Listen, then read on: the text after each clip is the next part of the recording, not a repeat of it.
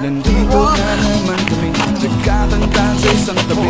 Katulad ng dati pagkatapos ng klase, lagi kang merong katabi na nagsasabing huwag kang magkakamali. I don't know. I think we should go there. Maybe.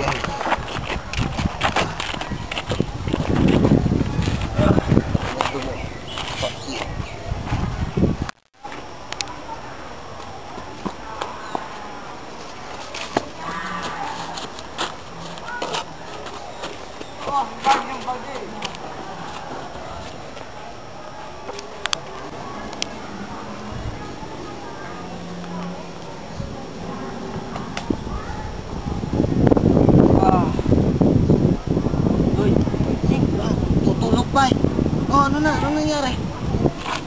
Tulog pala tayo, no? Oo nga, gawa. Lasing na lasing tama tayo na gabi. Oo nga, hindi ko nga napansin. English pala ako. Oo nga rin eh. Uy! Ano to? Ano to? Lagyan na natin ng nest yan ah. Para nga. Eh baka nga. Hoy! Nahanap nyo! Ano nahanap nyo? Sino ka naman? Ako, si Dr.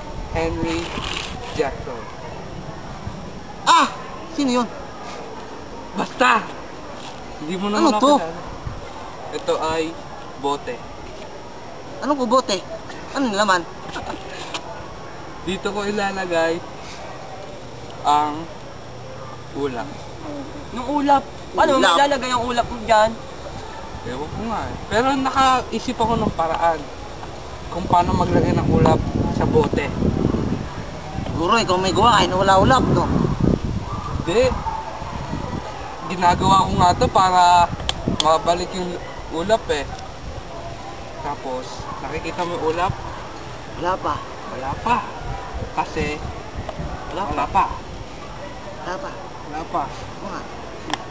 Gusto niyo makita kung paano maglagay ng ulap sa bote? Paano? Papakita sa inyo sa aking laboratory.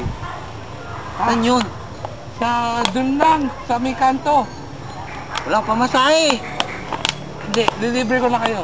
Tara, sige. Tara. Tara.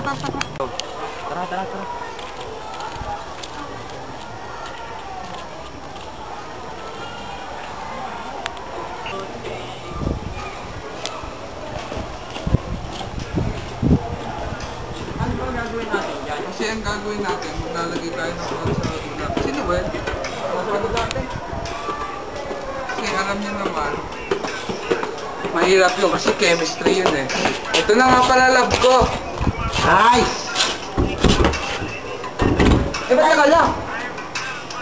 Naiwan ko ata yung susi sa loob. Ay nakaw, patay tayo dyan. Paano tayo makapag...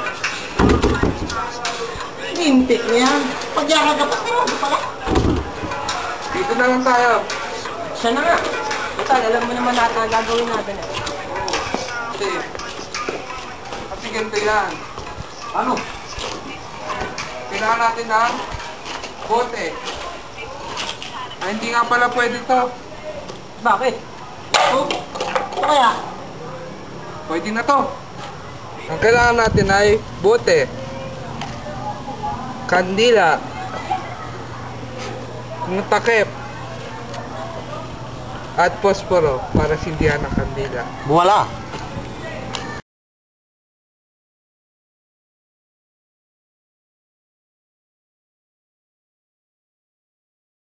Lumipat tayo doon kasi ang hangin doon eh. Dito na lang tayo. So, unang gagawin natin ay sindihan ng kandila. Sindihan. Oo, sindihan. Supot. Ano ba yan? Sayado naman to. Dalawa pa ginamit. Oh, kung bakit? Tingnan mo sa baba. Saan pang baba? Dito sa baba. Oo. Tapos, Mga sunod. yung bote dapat may konting tubig. Konting tubig ha. Tapos takpan mo na ito.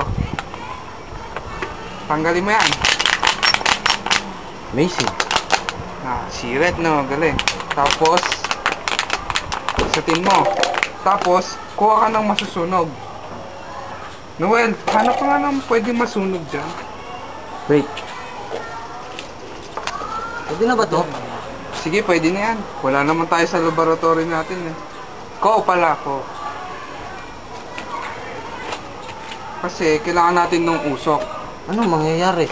Makikita Okay na mo. siguro yan. Patayin mo na. Okay na ba to? Oo. Hindi ko pinapasang usok. Ano, matay. Tapos, makikita mo.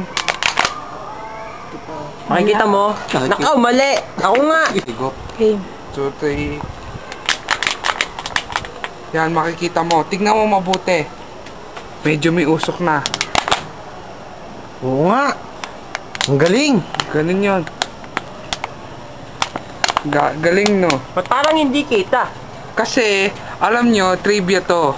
Ang clouds ay kumakapal lang. Isa siyang water vapor na matatagpuan sa ano. Pag naggrupo-grupo to, saka lang makikita. Kaya ito, konting clouds lang to kasi nasa maliit na bote kaya hindi masyadong kita. Alam nyo kung paano yon? Bakit? Paano? Paano yan?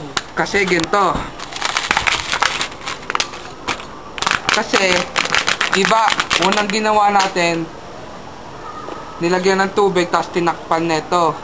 Yung binuksan natin to, yung humidity sa loob ay pumunta sa 100%. Katulad Pythagoras, 100% lakas. Oo nga. Di mo alam yung humidity, no? Oo nga eh. Ano ba yun? Ewan ko rin. Tapos, yung tinakpan natin, tapos, in-squeeze, yung pressure niya, nag-increase. Pati yung temperatura sa loob. Yan yung hawak mo. Ito ay notes ko. Research ko to eh. Ikaw naman. Tapos, yung tinanggal ulit, nag-release na ng pressure. Kaya bumaba na rin ang temperature. Hindi siya lumamig ah. Okay. Ganon. Now, sa kakapindot natin, nabubuo yung pressure. Kaya yung condensation nuclei ay nabubuo, kaya nagkakaroon ng cloud droplets. Wow. Ganun pala yun. Sakto. Pwede mo na ibalik yan. Sige, balik na natin to. Sabi, bumalik na nga, ano? Oo. Hindi nyo yung makikita kaagad. Pero, pagkita nyo bukas, Daydreamer.